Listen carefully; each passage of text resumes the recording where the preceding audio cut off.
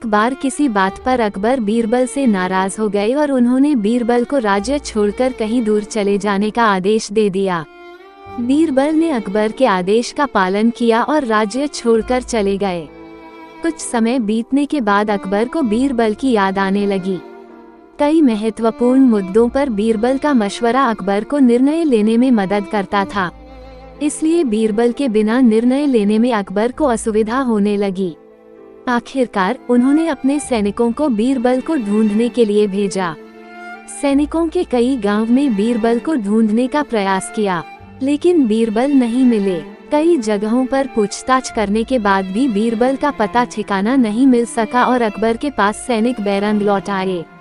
अकबर किसी भी सूरत में बीरबल को वापस लाना चाहते थे, इसके लिए उन्होंने एक युक्ति सोची। सैनिकों के माध्यम से उन्होंने अपने राज्य के सभी गांवों के मुखियाओं को संदेश भिजवाया। संदेश इस प्रकार था: 1 माह के भीतर एक घड़े बुद्धि भरकर उस घड़े के साथ दरबार में उपस्थित हो। ऐसा न कर पाने की स्थिति में बुद्धि की जगह घड़े में हीरे जवाहरात भरकर देना होगा। अकबर का ये संदेश सैनिकों द्वारा गांव-गांव में प्रसारित किया गया।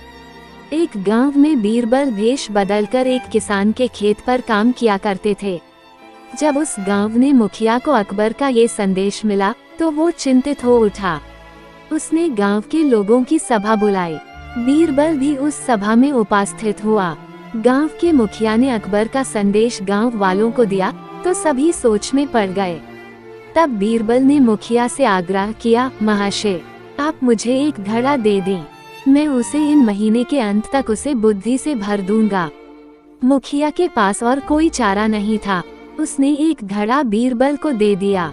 बीरबल वह घड़ा लेकर किसान के उस खेत पर चला गया जहां वह काम किया करता था। वहां उसने कद्दू उगाए थे। उनमें से ही एक छोटे से कद्दू को उठाकर उसने घड़े में डाल दिया। कद्दू अब भी अपनी बेल से लगा हुआ था। बीरबल उस कद्दू को नियमित रूप से खाद पानी देने लगा और उसकी अच्छी तरह से देखभाल करने लगा, जिससे धीरे धीरे कद्दू बढ़ने लगा।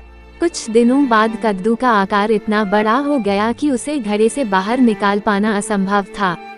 कुछ और दिन बीतने के बाद जब कद्दू का आकार घड़े के आकार जितना बड़ा हो गया, तब बीरबल ने उसे उसकी बेल से काटकर अलग किया। घड़े का मुंह कपड़े से ढकने के बाद वह गांव के मुखिया के पास पहुंचा और वह घड़ा उसे देते हुए बोला, ये घड़ा बादशाह अकबर को दे देना और उनसे कहना कि इसमें बुद्धि भरी हुई है। उसे बिना काटे और इस घड़े को बिना फोड़े उसे निकाल लीजिए। मुखिया बादशाह अकबर के दरबार पहुंचा और उसने अकबर को घड़ा सौंपते हुए वैसा ही कहा जैसा बीरबल ने उसे कहने के लिए बोला था। अकबर ने जब घड़े के ऊपर से कपड़ा हटाया और उसमें झांक कर देखा तो उसमें उन्हें कद्दू दिखाई दिया। वे समझ गए कि इतनी दूर की सोच सिर्फ बीरबल की ही हो सकती है। पूछने पर मुखिया ने बताया कि यह उसके गांव के एक किसान के खेत में काम करने वाले व्यक्ति ने किया है। अकबर जान चुके थे कि वो व्यक्ति और कोई नहीं बल्कि बीरबल है। वे तुरंत मुखिया के गांव गए। वहां किसान के घर जाकर बीरबल से मिले और उससे माफी मांगकर वापस दरबार में ले आए। हर समस्या का कोई न कोई हल अवश्य होता है। आशा करती हूँगी कि आपको ये कहानी पसंद आई होगी। इस कहानी पर आपकी क्या राय है, कमेंट करके जरूर बताइए। कहानी पसंद आई हो तो लाइक और शेयर करना बिल्कुल ना भूलिए। चैनल पर नए हो तो चैनल को सब्सक्राइब जरूर कीजिए। कहानी सुनने के लिए आपका बहुत बहुत धन्यवाद।